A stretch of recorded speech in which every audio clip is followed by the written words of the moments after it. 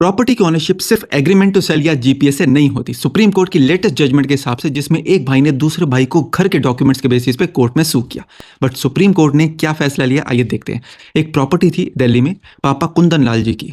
पापा के दो बेटे थे प्लेंटिफ, जिसने केस स्टार्ट किया, सुरेश, जो ये कह रहा था कि पापा ने प्रॉपर्टी मुझे दे दी। अब डिफेंडेंट रमेश क्या कह रहा था, जो प्रॉपर्टी में 1973 से रह रहा था।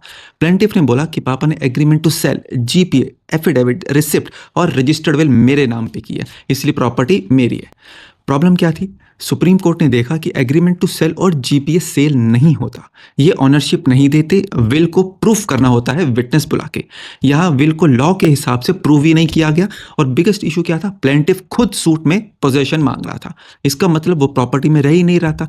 तो section 53A part performance protection भी अप्लाई नहीं हुआ। अब सुप्रीम कोर्ट का फाइनल डिसीजन क्या रहा? प्लेंटिफ ने अपने नाम की ओनरशिप प्रूफ ही नहीं कर पाया। Agreement to sell, GPA, affidavit और रिसिप्ट ओनरशिप नहीं देते। विल प्रूफ ही नहीं हुई, सस्पिशियस भी थी। प्रॉपर्टी अब पापा की डेथ के बाद सारे भाइयों में इक्वली डिवाइड हो गई। अब प्लेंटिफ की सूट डिसमिस हुई। प्रॉपर्टी का हिस्सा सब बच्चों को बराबर मिलेगा सक्सेशन लॉ के हिसाब से। एग्रीमेंट टू सेल या जीपीए कभी ओनरशिप नहीं देते और बिना विल प्रूफ किए हुए ये वैलिड नहीं मानी जाती। सुप्रीम कोर्ट ने प्रॉपर्टी को सभी लीगल हायर्स में बराबर बांट दिया। जजमेंट की कॉपी के लिए कमेंट करना मत भूलना।